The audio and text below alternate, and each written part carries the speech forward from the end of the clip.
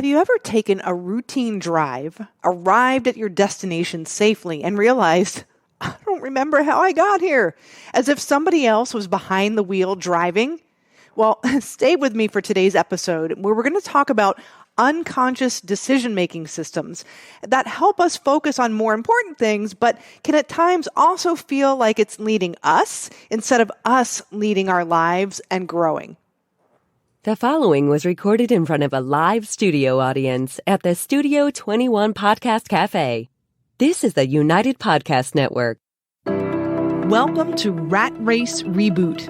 I'm your host, Laura Noel. And as a certified coach and former 27-year military leader, each week I provide bite-sized mindset pivots that will help you reset your mind, reawaken your spirit, and regain your control. Hi, everybody, and welcome back. I'm glad to be here with you today. I'm going to be talking about your mind, of course, paradigms, and your decision-making systems and how those systems can serve us, but sometimes they can hold us back. And I just had a recent experience that I wanted to share with you that really ties into this idea beautifully. So I'm in a coached mastermind, and we meet every week. And we all got assignments, and the idea of it was to be spontaneous and to break us out of our comfort zone. So I'm going to read what I received in my email. Some people did get the same email. Other people got different tasks. But here's what my task is. Go to a public place like a mall where there are lots of people. Enroll at least 12 strangers to give you permission to create a spontaneous love poem for their significant other. Have each person sign a statement saying that I created love and connection. Okay, I'm just going to put this out there is I'm not an extrovert. So my knee-jerk reaction initially was, okay, I'm going to do it because I said I would, and that's what I do. If I'm committed to doing something, I'm going to do it. And this coach is asking me to do this, and clearly they see something in me that I don't see in myself. I have a blind spot. I'm going to ask a friend to go with me. So there's nothing in the rules that said I had to do it alone, right? That seems pretty harmless, yeah? I'm going to ask a friend to come with me. Kelly, she's the right person because she's really outgoing and she has this infectious laughter. I know when we're together in the mall, when she starts to laugh and kind of egg me on, that people are going to be crowded around us and drawn to us. That seems pretty harmless and benign, don't you think? And then that's when I'll just step in and quietly ask, can I do a poem for you? That seems pretty harmless. But what I noticed is when I went into our group chat, other people were having similar experiences. And I'm going to kind of highlight some of the things that I was seeing in the chat. And by the way, these are things and emotions and thoughts that I was also having for myself. I'm not interested in doing this. I don't have time. Okay. What's everybody else's assignment? I want to know. I'm not doing that. I'll get in trouble. Is it 12 people or is it 12 couples? And so here's the thing. When I can dissect each one of those thoughts, those are paradigms. We talked about paradigms. It's our habitual way of being in the world, our belief systems, our beliefs that keep us stuck and grounded in the here and now, but not in allowing us to move forward. It's that automatic autopilot decision-making system in our brain that is a good thing in some ways, but in another way, when it comes to our growth, it can be a negative thing. So let's look at it through a different lens. All right, let's go back to my first thought. I'm going to bring a friend with me, and she's going to laugh, and it's going to draw a crowd, and then it's going to be easy for me. So I wanted to be comfortable. That's, your mind is designed to keep you comfortable. When you're stretching and growing, it doesn't know that discomfort is a positive thing. So this task, and any goal that you have for that matter, it's not about getting the goal. It's about who you get to become on the way to the goal. Who do I get to step into as a result of pushing for this goal? So if I got 10 people if I enrolled 10 people to do this little project, but I became a different person and I overcame my fear and my discomfort. That's a win. It's not about the 12 people. Does that make sense? So here's this. I'm not interested in doing this. I don't have time. I felt that way too. That person I was avoiding. What's everybody else doing? That's procrastinating. We're looking to see outside of ourselves. I'm not doing that. Well, I'll get in trouble. This person made up an obstacle. I did that as well. Is it 12 people or 12 couples? I thought the same thing. That's overanalyzing. But all of these thought processes, guess what we were not doing? We weren't taking action on our goal. We were stuck in our own crap and we were just spinning, right? So in my case, again, I was being comfortable. So here's the decision that I did make. And I decided, I messaged my friend and I said, I'm going to do this by myself. And she's like, really? Are you sure? Because it would be a lot of fun. I would videotape it and everything. And I said, no, I want to do this by myself because I'm not an extrovert. I can speak well. I can get up in front of crowds. It's not a problem. But usually, if I were to analyze the people I hang out with, generally they're extroverts. And they are generating the excitement and I'm a part of it. But I'm not really the one generating it. And that's my comfort zone. I participate in it. I have fun with it. It brings me joy. I can add to it, but I rarely start it. And so this is an opportunity for me to grow. But in the old days, before I started working on my paradigms and replacing them, I'd rather say, than working on them, before I started being aware of what some of my paradigms were, this would have been lost on me. I would have said, oh, well, the rules don't say that. I like operating in the gray so I could make it comfortable for myself and not really grow from it. And I would have brought on board the friend and we would have had a great time and I would have, gotten my numbers and that would have been it. I would have felt good about it, but there really wouldn't have been any growth attached to it. And that's a sad thing when I see people so locked in on achieving a goal, but they're not really being present in the journey that's taking them there. And when we're on autopilot, when we're allowing these paradigms or these decision-making patterns and decision-making systems in our mind and in our brain, in our unconscious mind, subconscious, we're not growing. We're not growing. So my challenge to you is to put yourself in my shoes, because how you do one thing is how you do everything. So imagine I gave you the same task. What thoughts would be coming up for you, bubbling up in your mind? Would some of these thoughts that I mentioned here, some of these beliefs and some of these obstacles, would they been a part of your thought process? And be honest with yourself. When were you last really challenged by something? When was there something that you really wanted to be, do, or have, and you talked yourself out of it?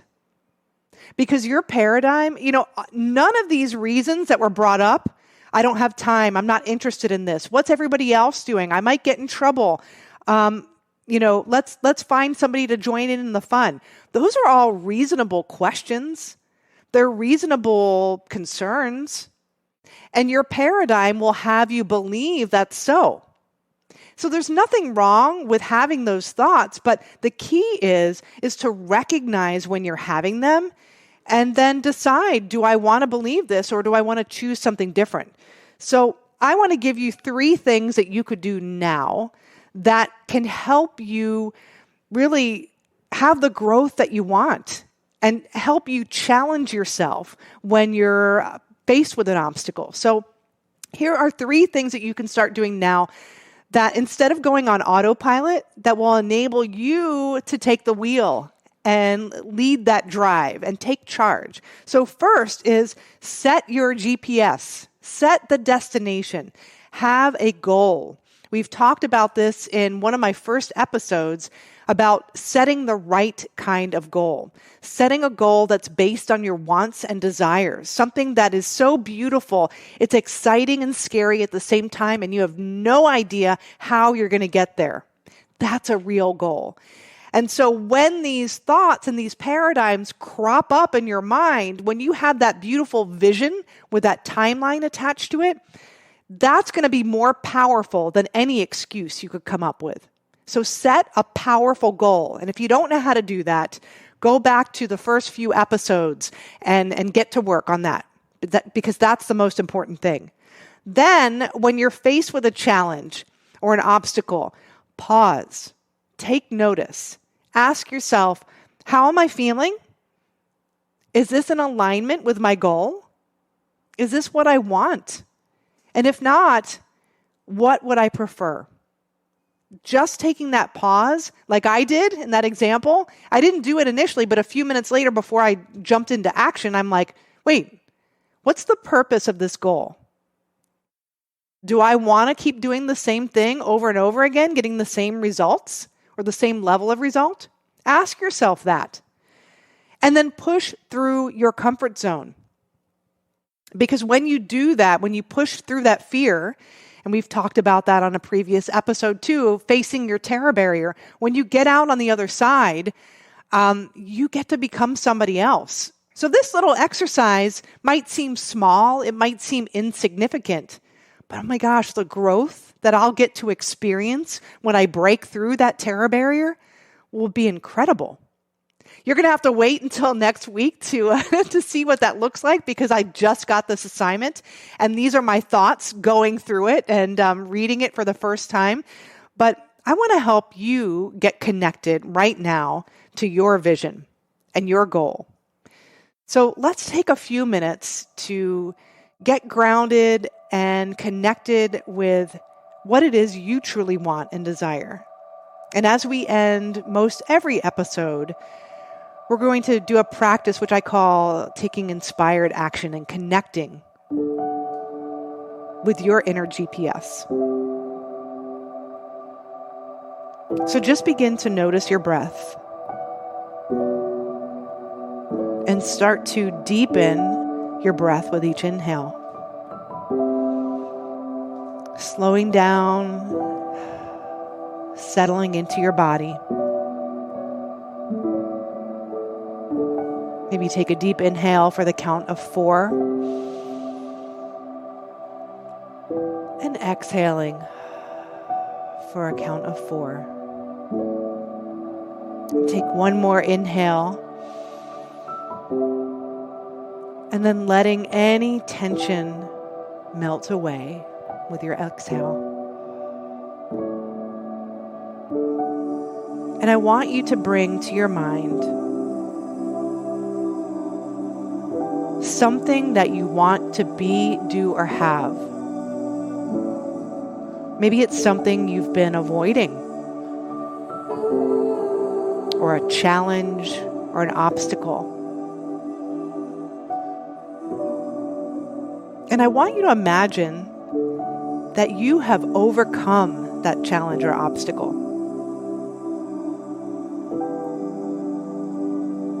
And it feels amazing. How are you celebrating? Are you alone, or are you celebrating with other people? How does it feel being you right now, having overcome that challenge or obstacle? You followed through on something that was not easy. You decided to crash through that terror barrier, and you came out on the other side, another person. What did you create? And better yet, who did you become? Now sit with that for a few moments and write down any ideas, thoughts, or inspiration that comes to your mind.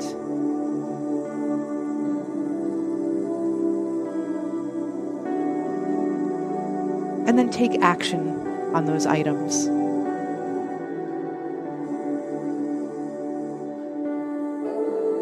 That is inspired action. And that is what will get you out of the rat race and into your most amazing life.